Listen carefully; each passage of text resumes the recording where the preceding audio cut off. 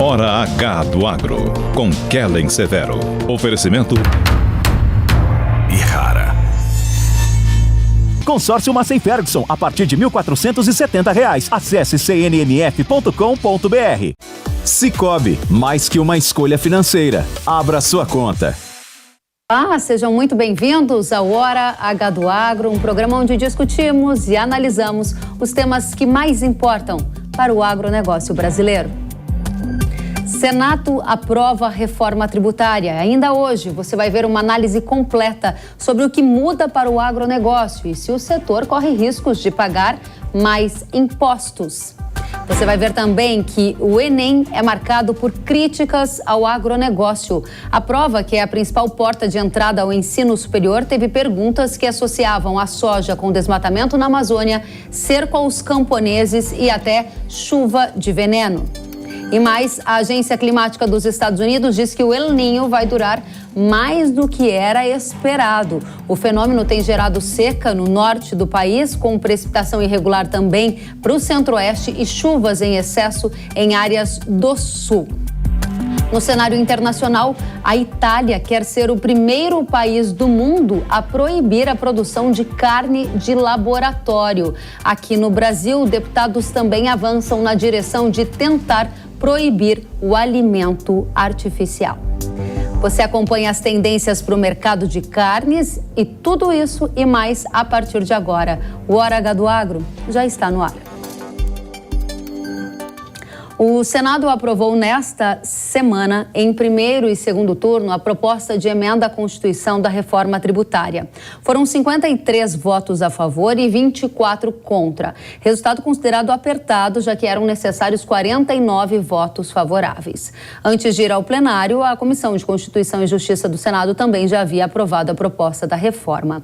O texto segue para a Câmara dos Deputados, de onde originalmente veio, já que há pontos que foram modificados no Senado e agora precisam do aval dos deputados.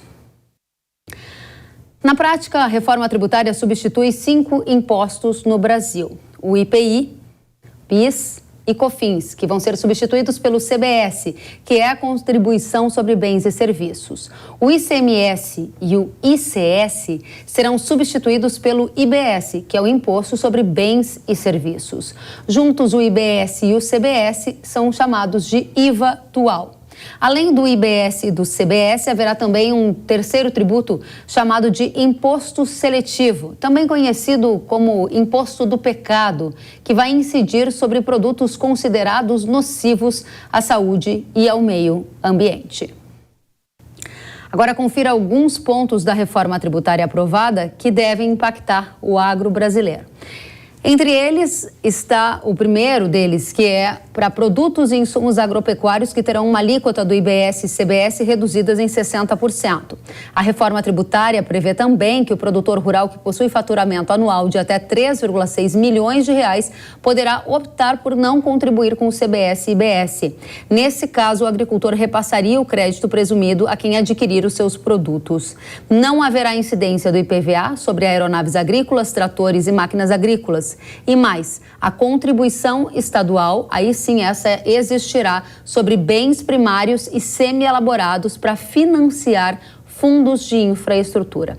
Esses são alguns dos destaques que a gente separou para vocês e a gente vai ouvir agora a coordenadora de Jurídico e Tributário da consultoria BMJ, que comentou as mudanças principais na visão dela para o agro com o texto da reforma aprovado no Senado.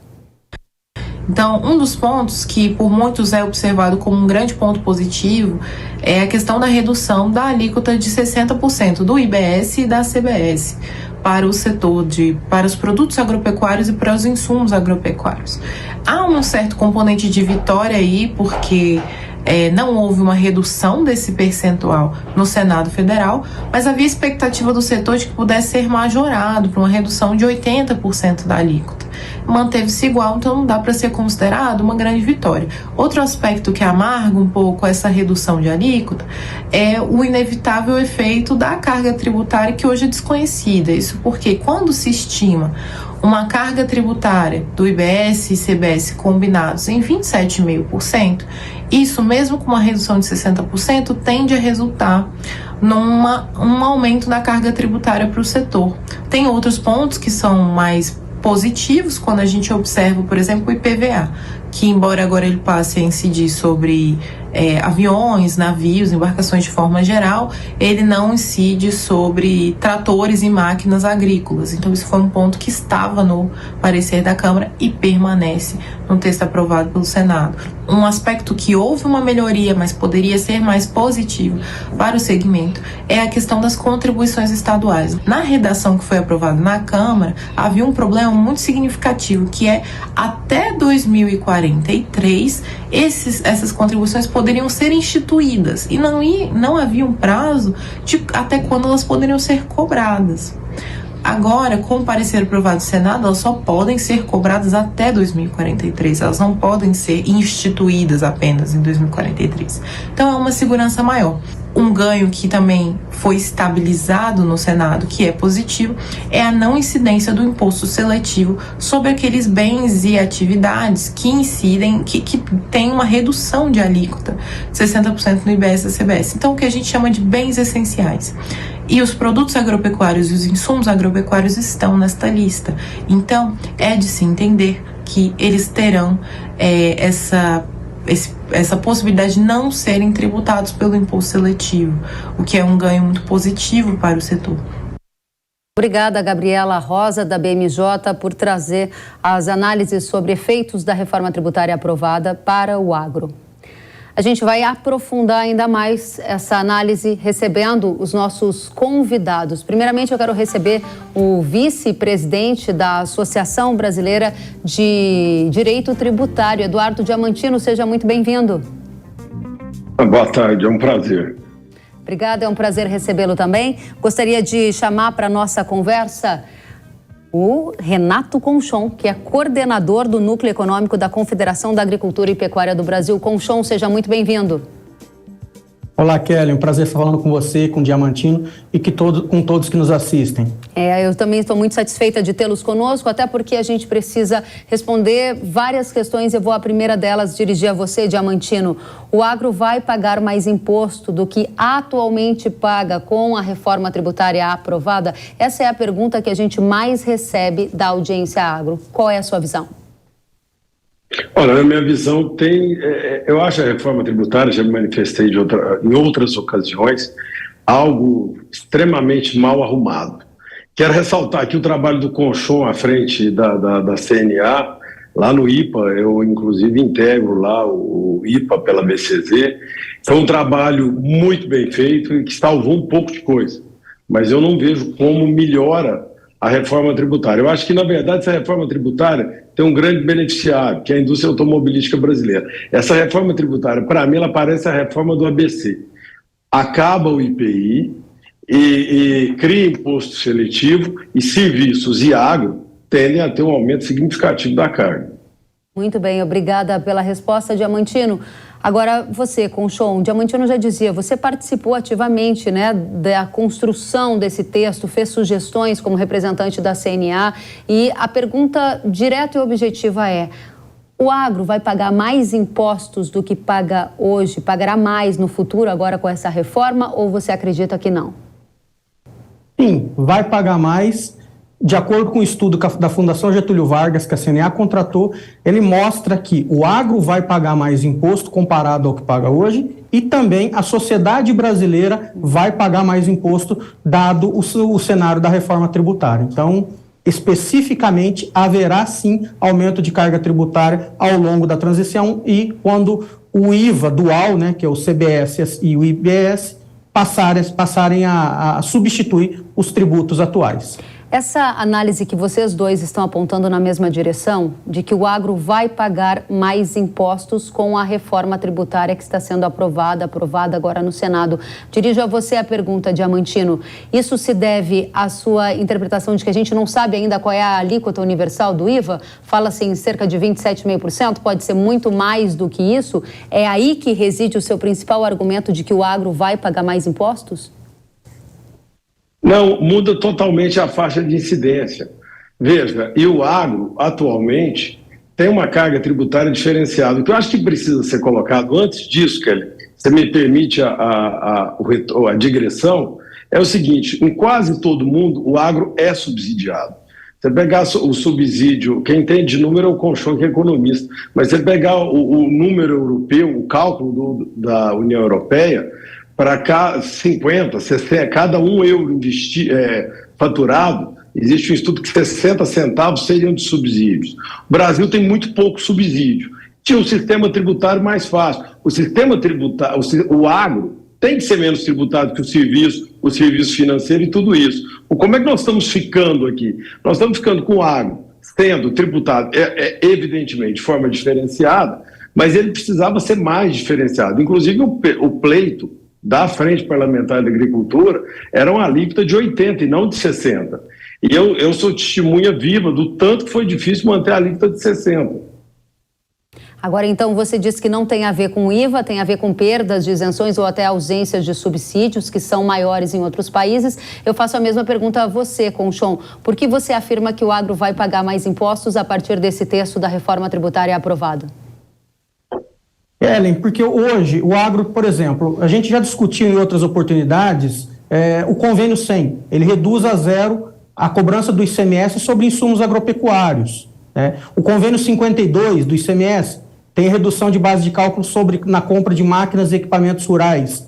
Esses convênios vão acabar ao final da transição e incidirá o IVA dual, como o Diamantino colocou, o desconto de 60% sobre a alíquota padrão. Para o telespectador que nos está nos acompanhando, o que a gente está falando em resumo? Se a gente está falando de uma alíquota de 25% do IVA e o agro tem um desconto de 60%, a gente está falando de uma alíquota de 10% para produtos agropecuários e para os insumos agropecuários. Tá? E isso, quando a gente compara essa alíquota de 10%, comparando aos países da OCDE que se utilizam desse modelo tributário que é o IVA, a gente vai ter a maior alíquota de IVA incidente sobre alimentos no mundo. Por isso que a Frente Parlamentar da Agropecuária, a CNA, o IPA, as entidades, buscavam uma redução maior, não de 60%, mas de 80%, para que a alíquota do IVA aqui no Brasil ficasse em torno de 5%. E isso não foi possível, tanto na Câmara quanto no Senado. Mas a gente vai continuar mostrando estudos que embasem essa necessidade. Porque não dá para o Brasil ser um país campeão na produção de alimentos e ter maior alíquota de imposto cobrado desses alimentos quando vendidos para a sua população. Muito bem, vocês estão trazendo pontos que são muito claros para todos nós. E aí, a terceira rodada, eu gostaria aqui de colocar um elemento. Qual vai ser essa tarifa padrão, alíquota padrão do IVA? Porque no final das contas foi aprovada uma reforma em que a gente não sabe qual vai ser a alíquota padrão. E há vários profissionais do direito tributário ou da área de tributos dizendo que o Brasil terá o maior IVA do mundo. Qual vai ser essa alíquota padrão, Diamantino? Olha, esse número é um número cabalístico, né? Eu tenho a impressão que ele é semelhante à cotação do dólar na segunda. Ninguém tem muita certeza. Mas o que eu tenho ouvido falar é em torno de 25% a 27%, algo assim. O problema, Kelly, é o seguinte: esse número sobe à medida que entram outros benefícios fiscais de redução de alíquota.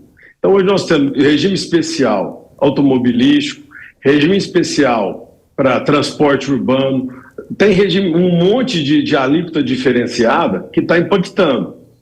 Sabe Deus se não vai colocar mais alguma coisa aí, né? Mas cravar o número, todo mundo fala em torno de 27,5%. Você concorda ou acha que pode ser superior a isso em função das exceções que foram adicionadas no texto agora no Senado, Conchon?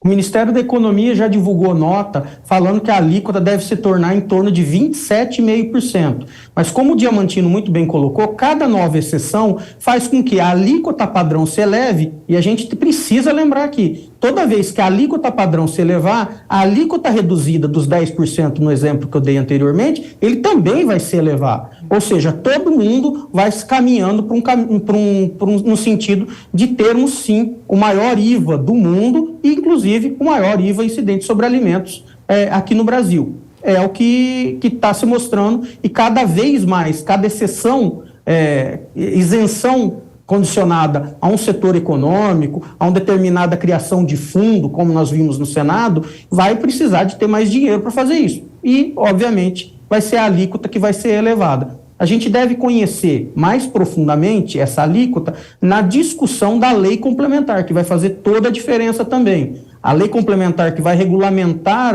a PEC, ela vai prever quais são os produtos, insumos agropecuários, produtos agropecuários que estão nessa alíquota, e assim como outros setores econômicos e outras isenções, como o Eduardo muito bem colocou. Então, cada coisa que colocar nessas isenções, nessas reduções, vai fazer com que a alíquota padrão se eleve. Excelentes as questões trazidas por vocês até agora. Nessas duas próximas rodadas, a gente vai dividir entre quais foram os melhores aspectos desta reforma tributária aprovada com impactos para o agro e os piores. Eu vou começar tentando ser um pouco mais positiva com as melhores questões. Quais foram os pontos positivos desse texto que saiu do Congresso Nacional da reforma tributária Diamantino?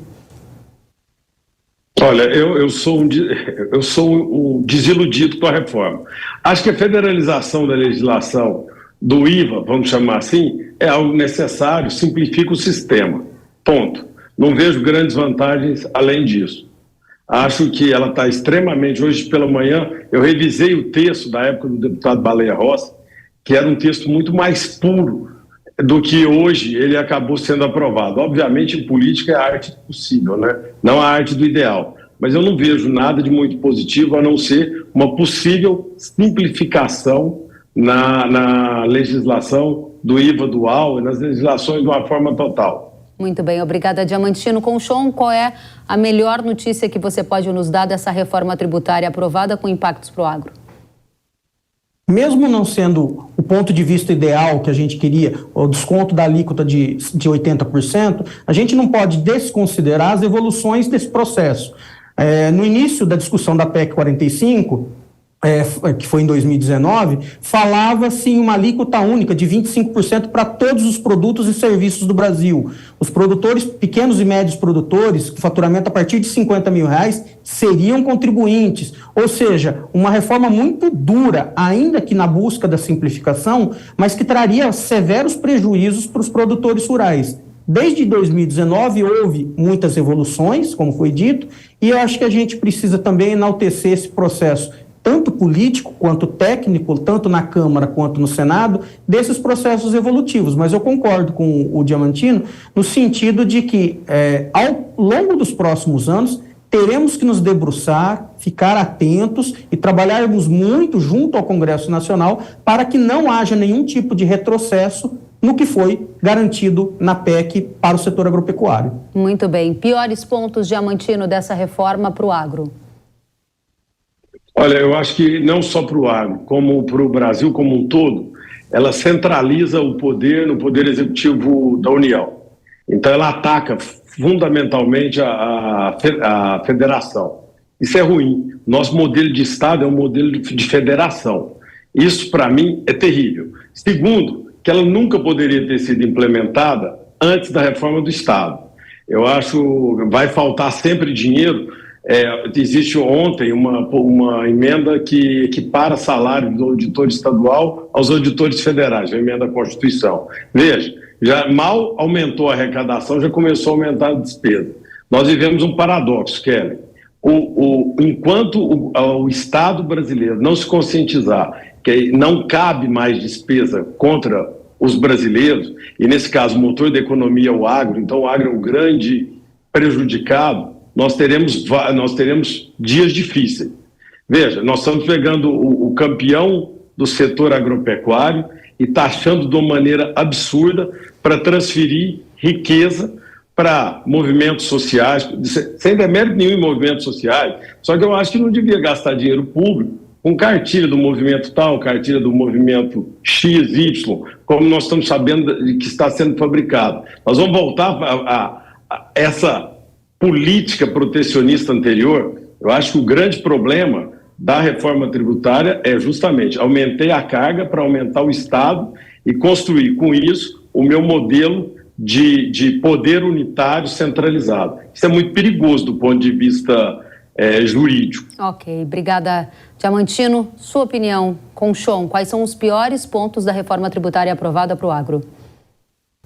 Eu acho que o principal risco que o agro, e toda a sociedade, não só o agro, vai sentir nos próximos anos é na linha que o Diamantino falou. Se a aprovação da reforma tributária limita a atuação dos entes federados, e aí municípios e estados, em ampliar ou reduzir a carga tributária incidente sobre bens e serviços, e aí a gente está falando da IBS e do CBS, em alguns estados que não têm consumo, eles vão ver a sua receita ser reduzida, naturalmente. E a válvula de escape encontrada na reforma tributária e aprovada no Congresso é de que o IPTU poderá ser majorado a partir da definição do Poder Executivo, ou seja, do prefeito, em algumas condições, a alteração da base de cálculo, sem passar pelas assembleias legislativas dos municípios. Isso é mais ou menos um cheque em branco para os prefeitos ampliarem a incidência do IPTU. Já para os estados, o ITCMD, Imposto de Transmissão, Causa, Mortes e Doação, e também do IPVA, são mecanismos alterados dentro dessa PEC que permitirão que os estados ampliem a cobrança da cobrança dos tributos sobre veículos automotores, o IPVA, ou sobre a transmissão causa-mortes, no caso de sucessão familiar. E isso é um risco muito grande, tanto para a sociedade urbana quanto para o agronegócio, no sentido de que os estados e os municípios que perderem ao final do dia receita por conta dessa reforma tributária, obviamente ampliarão a cobrança do IPVA, do ITCMD e também do IPTU. E aí eu fico aqui pensando que tem mais aquela contribuição estadual para ajudar em fundos para financiar a infraestrutura dos estados. Isso também passou na reforma tributária. Para a gente encerrar a rodada final, isso é uma preocupação para você também, Diamantino, esses fundos estaduais e também o imposto chamado do pecado, né, que vai incidir sobre fertilizante, petróleo, trazendo eventualmente efeitos indiretos ao setor. Suas considerações finais, por favor. Olha, eu acho que qualquer aumento de carga tributária, esses fundos aí, enfim, que já vinham trazendo problemas, agora eu acredito que todos os estados vão criar. Todo mundo vai exercer a capacidade tributária no limite. Vejo também no imposto seletivo alguns problemas, como incidir sobre a mineração que faz o adubo que faz o produto agrícola, que vai na cesta básica, que tem alíquota zero. Montar isso tudo na lei complementar, de forma que não fique atrapalhado, é complicadíssimo. Agora, infelizmente, a reforma tributária foi, na minha visão, uma necessidade falsa, repetida inúmeras vezes, que acabou se tornando a verdade absoluta, né? Outro dia eu vi uma autoridade aí, aproveitando do Alfredo Augusto Becker, talvez um dos maiores tributaristas do Brasil, citando carnaval tributário para falar que estava resolvendo o carnaval tributário. Não, ele está inaugurando a micareta tributária, que a partir de agora é o ano inteiro. Sabe, como é que nós vamos conviver com dois sistemas? Se com um estava difícil, agora são dois. Então não faz o menor sentido. Eu sou um poço de mágoa em relação à reforma. Mas é aquilo, né? A gente não pode deixar nunca de lutar, vamos em frente. Eduardo Diamantino, muito obrigada pela sua presença, pelas análises e pelos esclarecimentos da nossa audiência. Renato Conchon, quando que essas questões todas que vocês colocaram aqui na mesa vão começar a entrar em prática e a sua consideração também sobre esse fundo estadual que agora mais estados podem criar, se você concorda com isso, e o imposto do pecado? Olha, para começar falando dos fundos estaduais, realmente é algo surreal. A gente está, em resumo, para o telespectador compreender de uma maneira bem mais simples, nós estamos fazendo uma reforma tributária porque o sistema tributário atual é ruim.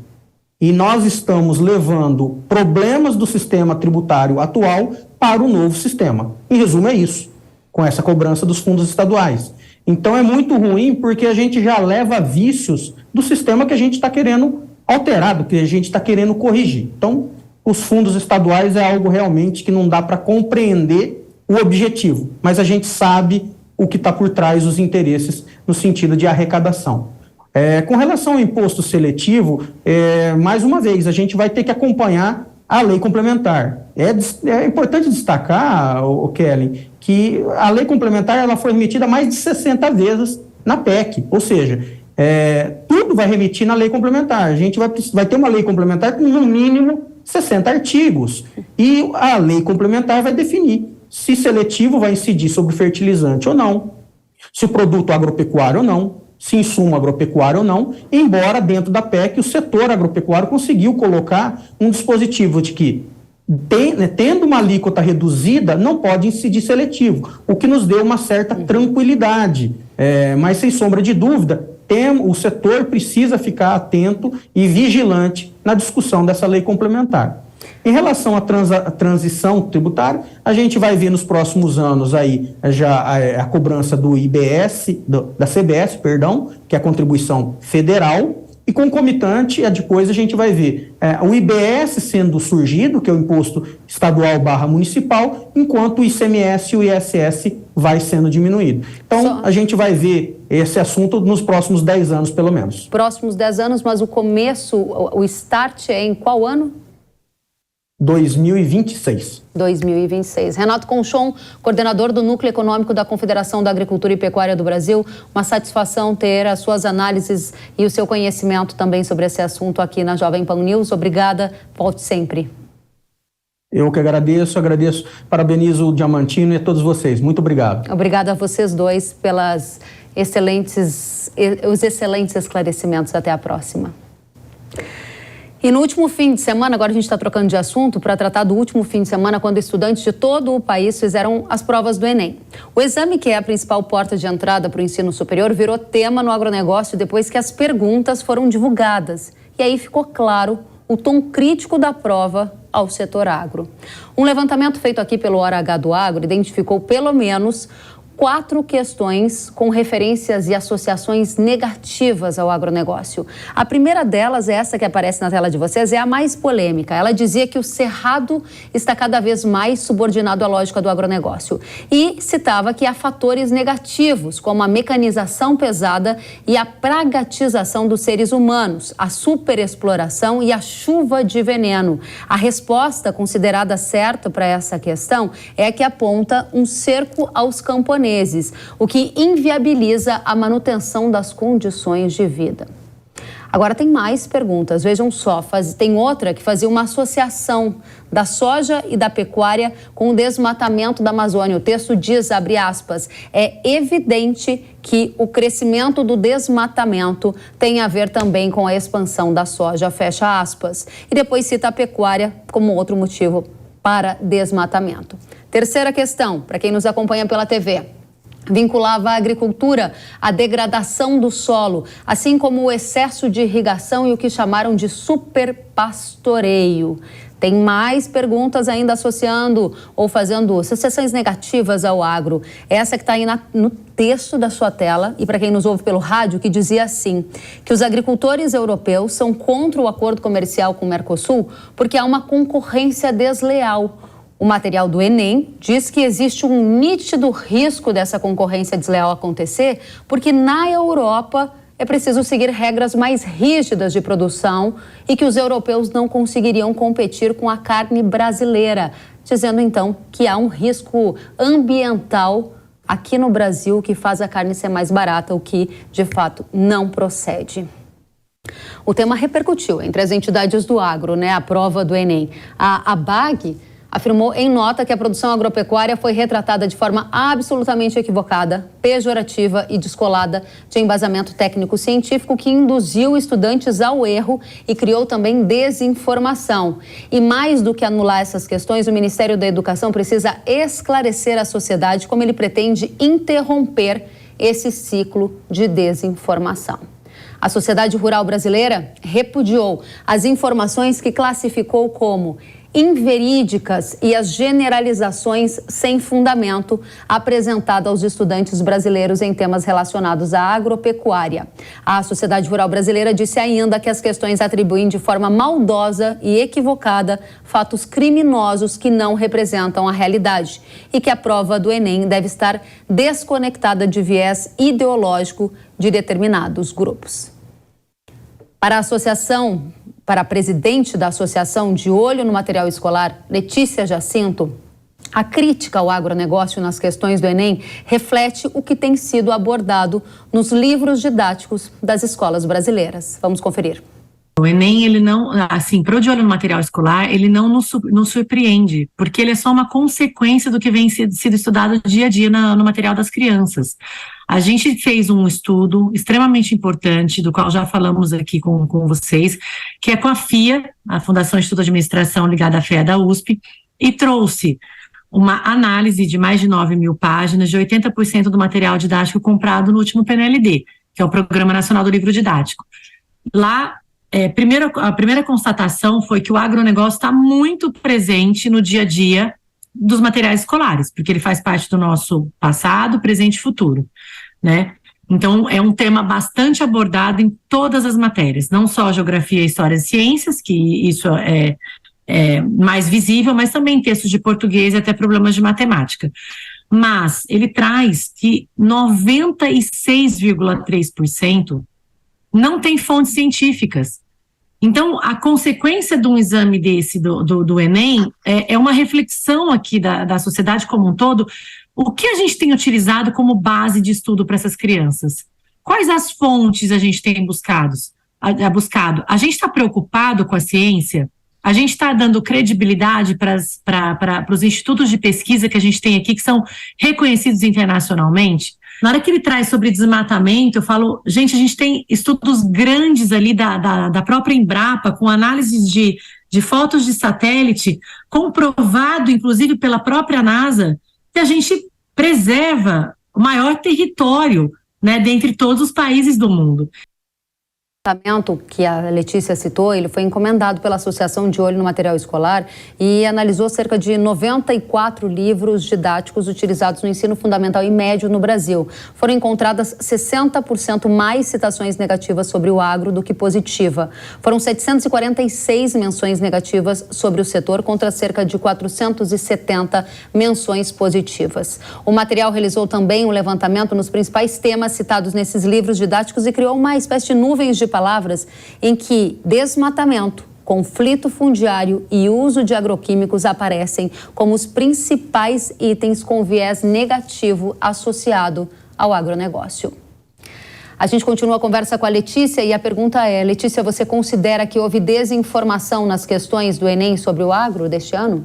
Com certeza, a gente não trazendo os dados científicos, a gente está ensinando uma opinião. E opinião a gente não se coloca no ensino. A gente não coloca no dia a dia, no material didático da criança. A opinião daquela pessoa que está ensinando, ela não serve para aquele momento. O que a gente deve ser ensinado é com dados, com fatos, com experiência.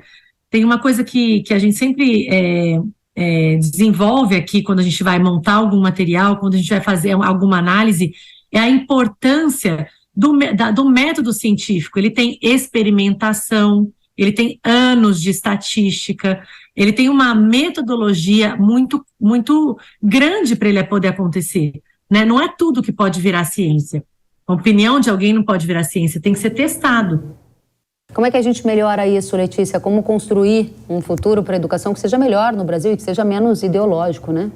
Nós estivemos na Frente Parlamentar da Agricultura, trazendo exatamente esse nosso ponto de vista em relação ao Enem. E uma das propostas que a De Olho levou é criar uma comissão de educação.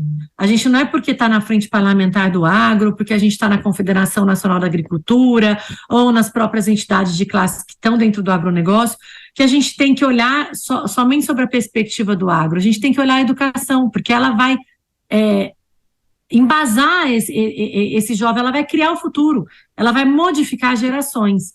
Então, a importância de uma comissão dessa, principalmente, é que o calendário das ações da educação entrem no radar da bancada do agro também. A gente vai abordar esse tema com a bancada do agro, o presidente da bancada do agro já. Antes, muito obrigada a você, Letícia Jacinto, pelos esclarecimentos. A Letícia, que é presidente da Associação de Olho no Material Escolar.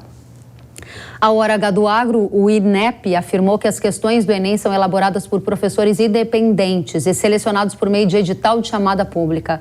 Já o presidente do Instituto, o presidente do INEP, Manuel Palacios, afirmou a parlamentares que os candidatos do Enem não precisam concordar com os temas abordados na prova, apenas precisam compreender um determinado texto. Já o ministro da Agricultura, Carlos Fávaro, afirmou que se ele tivesse realizado a prova do Enem, teria errado algumas questões. Ele também informou que não é o governo que faz a prova, e sim professores. Comissões da Câmara e do Senado aprovaram nesta semana pedidos de convocação do ministro da Educação, Camilo Santana, para prestar esclarecimentos sobre o tratamento dado ao agronegócio nas questões da prova do Enem. E agora a gente vai em frente, vamos receber o presidente da bancada do agro, da Frente Parlamentar da Agropecuária, o Lupion, que está aqui conosco. Deputado, seja muito bem-vindo ao Hora H do Agro, um prazer recebê-lo para essa conversa. Pedro Lupion. Lupion, deputado, seja bem-vindo. Tudo bom, Kelly? Como é que tá? Muito feliz com a sua presença, obrigada, viu? Eu agradeço. Deputado, a gente vai ter 6 minutos, então eu vou tentar fazer pelo menos umas 3, 4 perguntas. Se o senhor me ajudar, a gente consegue cobrir todos os assuntos. Vou tentar te ajudar, porque eu falo um pouco demais, mas eu vou me segurar aqui. Tá bom, me ajuda, por favor. Obrigada, deputado. Só põe para mim ali, para eu falar o crédito certinho. Aí, dá 1, faço 1 e vou para 2, né? É isso? Tá bom. 3, 2, 1. Vamos saber mais sobre a criação da Comissão de Educação dentro da bancada do agro e também sobre a convocação do ministro da Educação para esclarecimentos com Pedro Lupion, que é o presidente da bancada do agro no Congresso, presidente da Frente Parlamentar da Agropecuária. Seja muito bem-vindo, deputado. Obrigado, Kelly. Obrigado pelo espaço aqui no Hora H do Agro. Um prazer falar contigo. Obrigada. E a primeira pergunta é, você se surpreendeu com essas questões? Por que o ministro da Educação, ou melhor, para que o ministro da Educação vai ser chamado? Que esclarecimentos vocês querem ouvir dele? Bom, Kelly, o mínimo de responsabilidade, né, do Ministério da Educação em relação a essa seleção de perguntas do Enem. Não é possível que o filtro para entrar na Universidade do Brasil seja ideologizado dessa maneira e principalmente com dados mentirosos, que nós já provamos por A mais B que estão equivocados. A gente precisa dar clareza para o nosso estudante de que o que ele tem de alternativa de resposta numa prova importante como essa, que é uma peneira para entrar na universidade, ele possa ter uma condição de responder algo verdadeiro e não seja induzido a criar um pensamento extremamente ideologizado contra o maior setor da nossa economia, que é a nossa briga constante, aquilo que eu sempre falo, a gente vive numa guerra de narrativas constante. Tudo que a gente não precisa é que essa guerra seja autofágica dentro do nosso país. E, sem dúvida, o ministro da Educação tem uma responsabilidade. Eu, como deputado federal, como membro do Congresso Nacional, como presidente da FGA, eu não tenho que brigar com o presidente do Enem. Eu tenho que discutir com o ministro da Educação, essa responsabilidade é dele. Muito bem, dentro do que o senhor usou aqui, a palavra ideologia nas escolas, ideologia no sistema educacional do Brasil, uma das propostas que a gente soube que está sendo discutida é a criação de uma comissão de educação dentro da frente parlamentar, para que a frente participe de forma mais ativa dos editais, de todos esse calendário de educação que existe. Como é que está isso, deputado? Veja, tanto a Andréia quanto a Letícia, as meninas, eu vi que você falou há pouco com a Letícia, que são de olho no material escolar, têm feito um belíssimo trabalho com as confederações de agricultura, com os sindicatos rurais, confederação de agricultura, cooperativas, buscando resolver essa questão, porque é aquilo que a Letícia falou, não é só a prova do Enem, né? Para chegar nesse momento lá no cursinho, eles foram também induzidos a essa ideologia. Então a gente precisa deixar muito claro as fontes que são utilizadas para o trabalho aqui nosso como parlamentares, mas principalmente na educação do nosso país. Criar uma comissão de educação dentro da FPA é o mínimo que nós temos que fazer para que a gente consiga ter esse acompanhamento nacional do que é que está sendo passado para os nossos estudantes. É uma verdadeira vergonha fazer uma prova do Enem hoje. Eu tentei fazer, eu confesso para você, eu peguei a cópia dessa prova, eu, o deputado Evair, o deputado Zé Vitor e tantos outros, pegamos cópias da prova e tentamos resolver. Como eu tenho uma consciência política e ideológica já formada, eu tive muita dificuldade em diversas questões. Não foram só nessas questões do agro. Tive muita dificuldade nessas questões. E a resposta do presidente do INEP é a mais ridícula possível, dizendo que o estudante não tem que concordar com a pergunta, que ele tem que saber interpretar o texto. Quando não há uma resposta possível de ser dada, dizer que o que é o agro que destrói o Brasil, que o cerrado brasileiro foi destruído pelo agro, que nós criamos chuvas de veneno e que nós destruímos a perspectiva de comunidades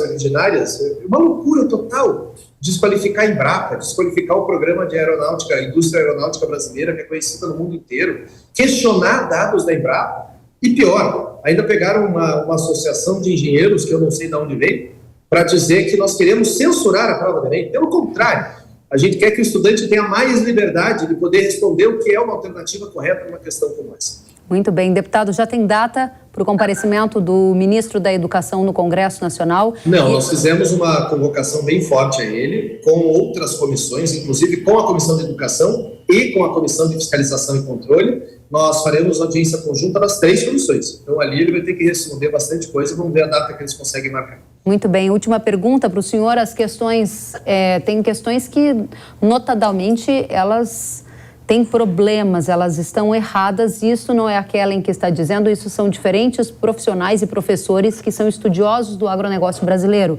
que é o caso daquela que fala que o agro está fazendo um cerco aos camponeses no Cerrado brasileiro e que isso impediria a manifestação da vida naquela região, coisas desse tipo.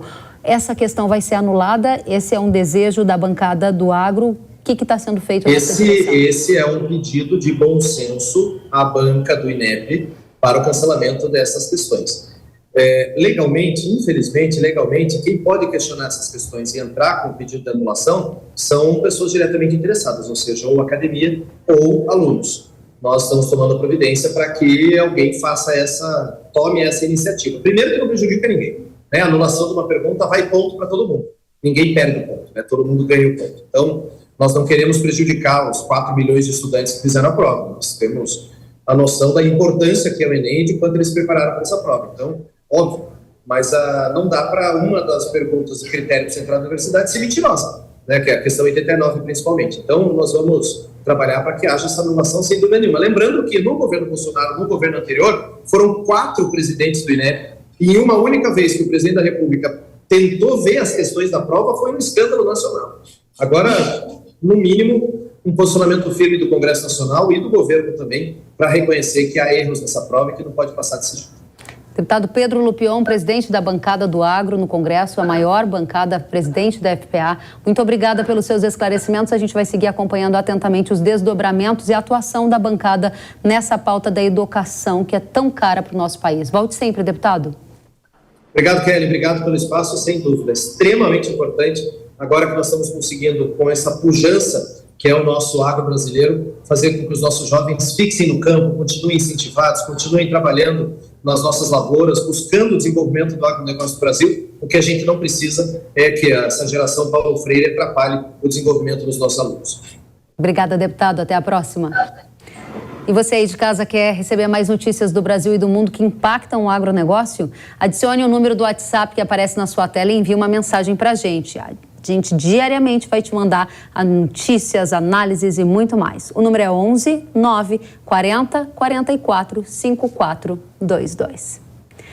E a gente vai para um rápido intervalo e na volta você vai ver que a Agência Climática dos Estados Unidos afirma que o El Niño deve se estender além do previsto. O fenômeno já causa seca do norte e excesso de chuvas em áreas do sul do país. Voltamos com tudo isso e mais a seguir. Eu espero você.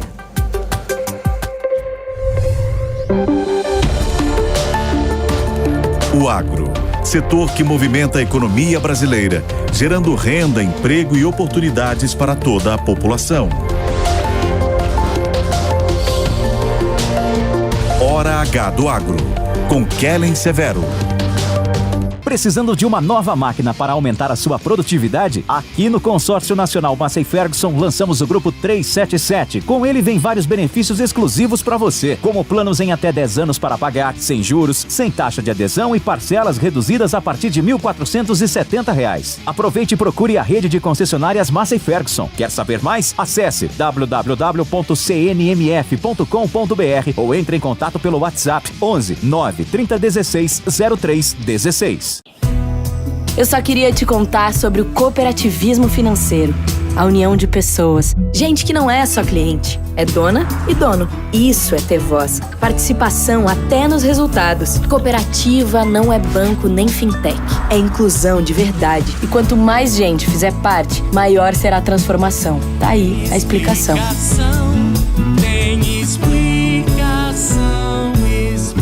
Mais que uma escolha financeira. Cicobi. Sabia que o Brasil é um dos maiores produtores de soja e milho no mundo? Esse mercado movimenta mais de 70 bilhões de dólares anualmente e tem muitas oportunidades. Com o curso de comercialização de soja e milho da NIL, você aprende a negociar preços em bolsas internacionais e proteger seu capital. O professor João Birkan tem mais de 60 anos de experiência e vai te ensinar como ganhar dinheiro no agronegócio. Garantir uma taxa melhor do dólar para daqui a 12 meses. Esse curso é ideal para você que quer trabalhar com trading de soja e milho no mercado financeiro e para você que é produtor e quer potencializar os lucros com sua safra. Ingresse no setor que mais cresce no Brasil. Acesse nilcursos.com.br e inscreva-se.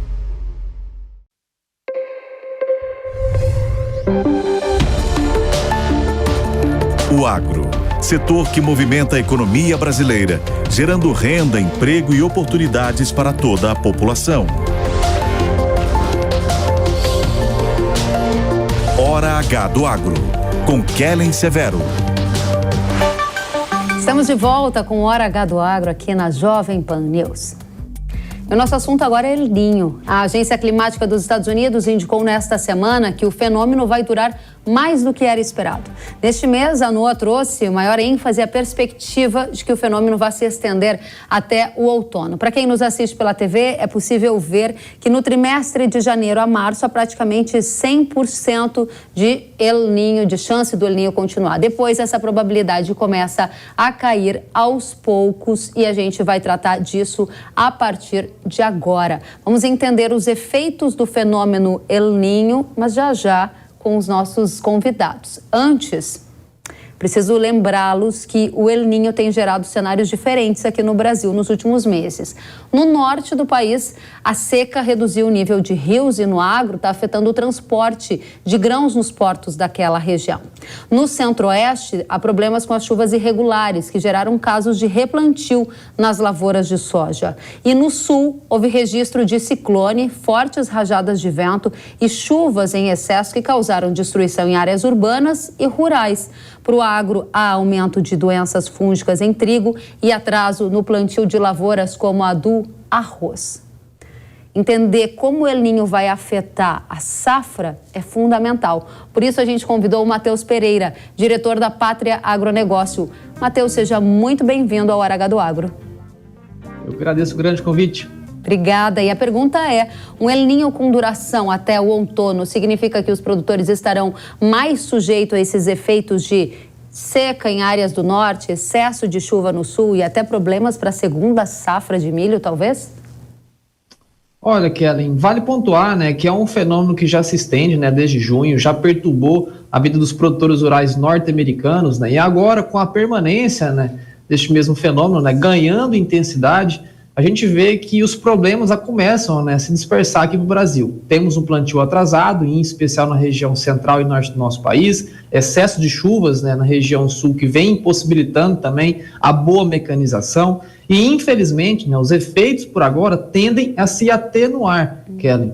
O mesmo departamento, né, o NOAA, acaba classificando que o El Niño pode ganhar não só permanência, mas também intensidade nesta reta final de ano. Ou seja, tudo que a gente já presencia por agora pode se tornar um pouco pior ainda nessa retinha final de 2024, com temperaturas mais quentes e a ausência, né, a desregularização das chuvas, né, para grande parte, né, das áreas semeadas com soja e milho de verão aqui no nosso país. Como que isso afeta as projeções para a safra de soja do verão, para a safra de milho inverno? Eu sei que você acompanha o mercado atentamente. A gente também quer saber se afeta a Argentina. Olha, muito bom, Kellen. No atual momento, né, nós aqui da Pátria Agronegócios já estimamos, né, uma contração de produção esperada para o nosso país, né?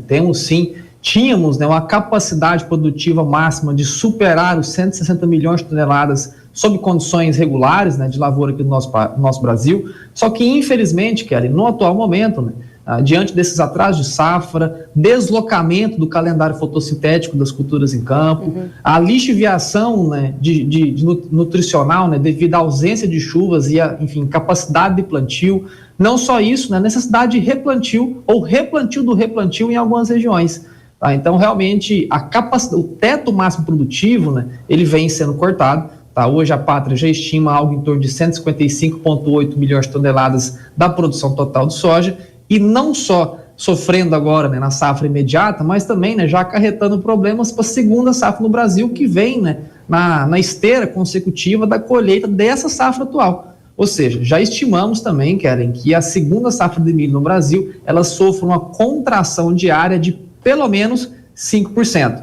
O nosso levantamento está sendo apurado, né, e provavelmente teremos ali uma surpresa desagradável aos produtores rurais que poderão ainda sofrer mais contração diária no plantio da segunda safra lá em 2024. É certo ou é errado dizer que o El Niño pode ser altista para preço de soja e milho em função, do fator que ele favorece uma safra menor, como você colocou, você está prevendo menos do que o governo está prevendo cerca de 162 milhões para a soja, você está falando em 155, você está falando em 5% de redução diária para a segunda safra de milho, o governo está falando em 5% de redução para a safra total de milho, ou seja, a minha pergunta é, o El Niño para você é fator altista para preço de grão na safra 23-24 para o agricultor? Sim, Kellen, em especial por conta que o Brasil se torna, né, já é o maior produtor e exportador da soja no planeta, né?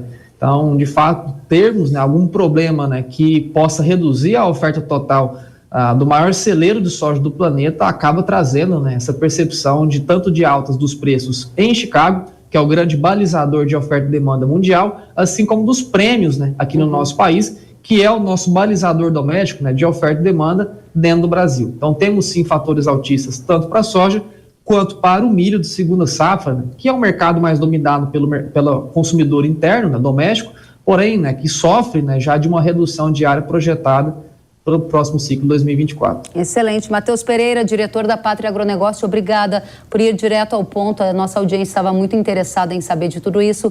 Volte mais vezes, você é muito bem-vindo. Eu agradeço o espaço, Kelly, um grande abraço a ti e a todos. Até logo. Obrigada, até a próxima, Matheus Pereira. E a gente segue em frente porque a Itália caminha ou quer se tornar o primeiro país do mundo a proibir a produção e a comercialização de alimentos cultivados em laboratório ou os sintéticos, porque a Câmara dos Deputados deve analisar um projeto de lei que quer proibir o setor de alimentos, bebidas e rações de produzir, vender, importar, exportar, administrar e distribuir produtos criados a partir de culturas de células ou tecidos que são gerados de animais. Dentre os motivos apontados no projeto de lei está a garantia da proteção da saúde humana e os interesses dos cidadãos, além do que eles chamam de preservação do patrimônio agroalimentar, que faz parte do processo de evolução cultural e socioeconômica da Itália. O ministro da Agricultura italiano, que apoia esse projeto de lei, tem ressaltado que o país será a primeira nação do mundo livre de alimentos sintéticos e que eles estão optando pelo princípio da precaução.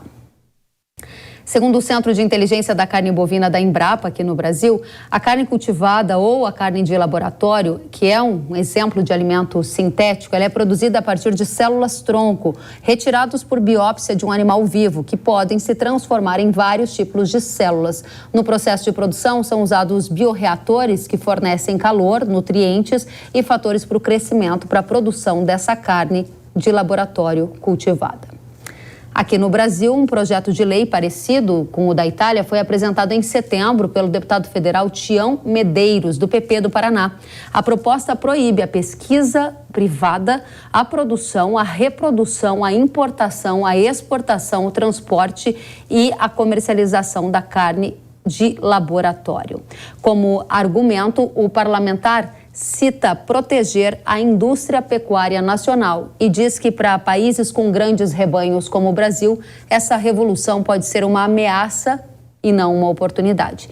E finaliza dizendo que é crucial entender os riscos associados à nova forma de produção de carne e como ela pode afetar não só a economia, mas também a saúde pública e o emprego. O PL, apresentado no fim de setembro, aguarda designação de relator na Comissão de Ciência e Tecnologia da Câmara dos Deputados. Qual é o futuro do mercado de carne em termos de consumo e de mercado? Lígia Pimentel, CEO da Agrifato, está conosco para responder a essas perguntas. Seja bem-vinda, Lígia. Obrigada, Kelly. O possível fim da carne de laboratório abre espaço para uma nova tendência alimentar? Você acha que isso vai mesmo acontecer? Vão começar a barrar esse tipo de carne? Eu acho que vão acontecer tentativas, certamente, de barrar, cada um cuidando aí dos seus próprios interesses, né? Agora, até isso de fato virar uma tendência, eu acho que é muito mais complicado. Acho que o caminho natural seria testar de fato o produto, né? Tem muita gente que vai me achar achar absurdo o que eu estou falando aqui, afinal de contas eu trabalho com pecuária, mas é muito difícil, até agora se provou muito difícil, tornar essa carne competitiva frente aos seus concorrentes no varejo. Já houve tentativas aí na Coreia, nos Estados Unidos, né? E é muito difícil fazer a competição, principalmente de preços, da carne cultivada com a carne natural. E entrando no mercado de tendência, você trata diretamente de pecuária. Qual é a tendência para o mercado de pecuária? Há uma possibilidade de aumentar o consumo de carne bovina in natura porque é um alimento mais saudável ou isso não é configurado uma tendência? O que você está enxergando para trazer aqui para os nossos pecuaristas uma luz sobre tendências de consumo, Lígia? Se for em competição com a carne cultivada, não tem, né, como. A gente comercializou aproximadamente no varejo brasileiro no ano passado 70 bilhões de dólares de carne, né, de carnes. Então, assim, a gente está falando de um mercado de nicho. Essa carne ela ainda é cara, a produção dela é incipiente, né? A gente tem uma fábrica aí operando, por exemplo, nos Estados Unidos, que processa 20 toneladas. É muito pouco, tá? Então, essa incipiência de produção já me diz que existe uma dificuldade de tornar isso tendência. Então, a tendência, para mim, continua sendo a carne natural, a carne normal, a carne, vamos falar assim, organicamente, nascida e criada na natureza, tá? A partir do animal. Então, para mim, essa tendência. Dentro disso, a gente tem hoje uma maior oferta de gado, portanto, acaba refletindo em um consumo per capita um pouco maior, apesar da dificuldade de se adquirir a carne bovina, pelo maior valor agregado que ela tem, pela natureza do animal, porque hoje a gente tem uma economia combalida, um alto nível de endividamento do brasileiro que acaba limitando aí o seu consumo de carne bovina. Interessantíssimo, porque a nossa audiência já tem acesso a essas informações, mas você frisou e é importante revelar isso. A carne bovina ela é muito mais suscetível à renda, então se a economia não vai tão bem, a gente acaba sentindo esse efeito. Você já trouxe então a sua visão sobre carnes de laboratório, sobre a carne natural, a original, bovina, trazendo o consumidor para a nossa conversa. Quero saber para o pecuarista, o que você está enxergando de tendências de mercado? Ele vai conseguir um aumento no preço da arroba? Vai conseguir ter mais renda com a pecuária tradicional agora em 23, 24? Em 23, 24 a gente ainda acredita que não, tá? Nós estamos na fase de baixa do ciclo pecuário, após um período de bonança no setor, então vamos falar aí 2020 e 2021, foram anos de preços que variaram acima dos custos de produção principalmente, então remunerou melhor a atividade. O que acontece é que a massa de produtores investe na atividade e aumenta a capacidade produtiva, né? Essa produção maior está caindo justamente agora no colo do produtor, 2022 e 2023, mas normalmente nós precisamos de pelo menos 2 temporadas de abate de fêmea acelerado, aumentado, né, estado de liquidação, para sentirmos a redução produtiva, o contrário do que aconteceu no passado. Nós já estamos em transição para a fase de alta, mas isso significa que primeiro nós precisamos liquidar fêmeas. 2023 foi um ano de liquidação, muito possivelmente 2024 ainda vai ser. Talvez um pouquinho mais fraco do que 2023, mas ainda significa que nós temos oferta de machos adicionada à oferta de fêmeas para colocar no mercado. Ou seja, nós temos oferta para liquidar antes de voltar a subir. A remuneração, portanto, vai ficar por conta da situação dos custos de produção, se eles vão nos ajudar ou não, porque o mercado ele segue relativamente ofertado. O ano que vem deve ser mais fácil em termos de comportamento de preços do que foi 2023. 2023 foi um ano muito especial no sentido negativo de preços para o produtor. Mas mesmo assim a gente não espera grandes altas ou grandes recuperações, porque ainda tem fêmea para ser colocada no mercado e isso significa uma faixa de oferta a mais adicional. Excelente. Lígia Pimentel, CEO da Agrifato, volte mais vezes para a gente ampliar essas conversas e discussões para a nossa audiência. Combinado. Até a próxima. Até a próxima, Lígia. E agora a gente tem uma entrevista para tratar de mitos e verdades sobre agroquímicos. Vamos acompanhar no detalhe. Mitos e verdades sobre o uso de agroquímicos. Para essa conversa eu recebo Cleiton Veiga, que é diretor executivo sênior da Yara. Cleiton, prazer te receber, seja bem-vindo. Obrigado, Kelly. Prazer estar aqui contigo. Cleiton, a nossa conversa é sobre isso, mito e verdade. Será que é um mito ou é verdade que todo defensivo é um perigo para a saúde do aplicador ou do consumidor? O que você nos diz? Kelly, considerando que se faça o uso correto do agroquímico, do defensivo agrícola, eu afirmo que é um mito. né? A prática, o paralelo que eu faço em relação a esse assunto é no nosso próprio dia a dia em casa, né? Se a gente for considerar produtos de limpeza, se nós utilizarmos produtos de limpeza na nossa residência de maneira equivocada, sem as proteções adequadas, isso pode se tornar um perigo, né? Eu também faço uma referência com medicamentos, né? Quando a gente vai ao médico e recebe alguma prescrição de algum medicamento, a gente tem lá muito claramente a dose, o momento de aplicar, a quantidade de ser utilizada. Então, para nós, seres humanos, se usarmos um medicamento de maneira equivocada, também é um risco, estamos em perigo. O defensivo agrícola não é diferente. Se nós seguirmos exatamente o que está descrito na bula, a recomendação de um engenheiro agrônomo, que é o técnico responsável por fazer essa recomendação, é um mito pensar que isso é um perigo. Os produtos são muito seguros, muito eficientes e muito importantes para o sucesso da agricultura brasileira. Interessante, tem a ver também com a fartura de alimentos que chega à mesa, com as grandes safras. Agora, fiquei pensando aqui o que é na prática o uso correto de agrodefensivos, de defensivos, de agroquímicos. O que é esse uso correto? Legal, Kellen. Quando um produto é registrado, e eu gostaria de fazer aqui um parênteses, o Brasil é um dos países mais restritivos no mundo ao registro de agroquímico. Nós temos leis bastante restritivas e que verificam a segurança dos produtos agroquímicos em diversas instâncias, e eu vou falar um pouco disso adiante, né? Mas se o produto for utilizado, se o defensivo for utilizado seguindo o que está descrito na bula do produto e utilizando os equipamentos de proteção individual, utilizando a dose recomendada e fazendo a aplicação no momento certo, ele vai entregar aquilo que precisa, vai controlar pragas, doenças, plantas daninhas e vai permitir que o agricultor continue batendo recordes de produtividade como tem feito nos últimos anos o nosso país e o agricultor brasileiro. Interessante. Agora, fico aqui pensando, será que você aí de casa já refletiu se existe alguma lei ou regulamentação para evitar que essas normas de aplicação, por exemplo, não sejam cumpridas, Cleiton? Existem? Existem. O setor de defensivos agrícolas no Brasil é um setor bastante regulado. Como eu disse há pouco, nós temos um sistema, um dos mais restritivos do mundo, que leva em consideração os mais altos padrões tecnológicos e científicos, né? E para se registrar um defensivo agrícola no Brasil, né, o produto precisa passar por avaliação da Anvisa, né, Agência Nacional de Vigilância Sanitária, que avalie a segurança do produto do ponto de vista da saúde humana, né? Ele também passa pelo IBAMA, que avalia os agroquímicos, os defensivos, do ponto de vista ambiental, como que é o comportamento desse produto no meio ambiente após aplicado, e passa pelo Ministério da Agricultura, que é o responsável por chancelar esse registro após todas essas análises, que avalia a eficácia desse produto, se o produto realmente controla aquilo que ele está sendo posicionado, né? E tudo isso posto junto, né?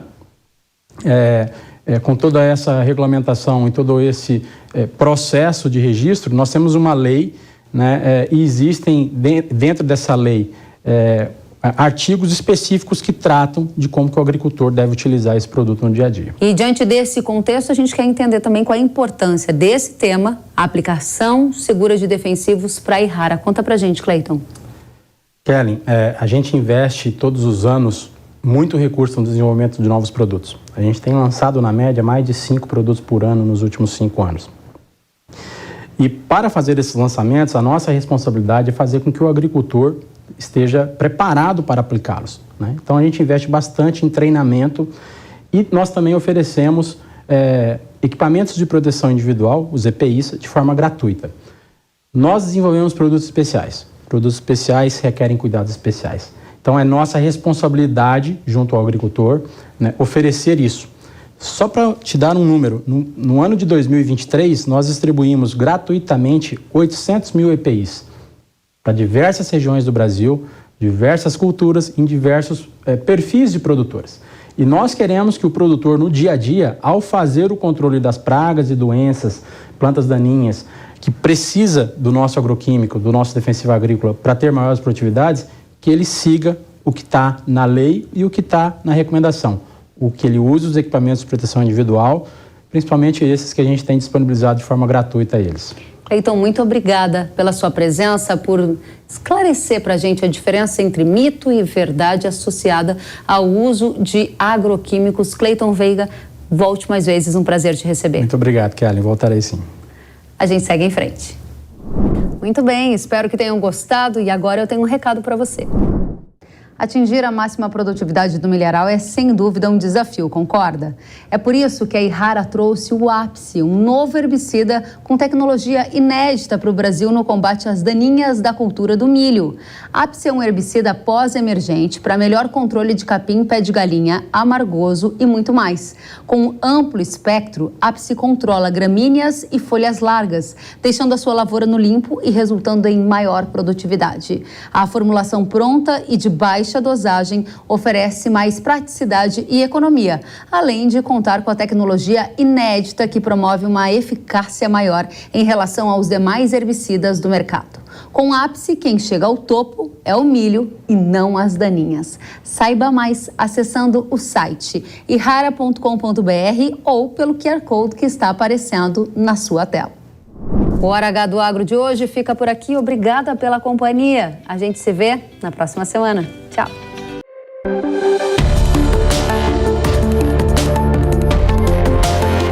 Hora H do Agro, com Kellen Severo. Oferecimento Yara. Consórcio Massey Ferguson, a partir de R$ 1.470. Acesse cnmf.com.br.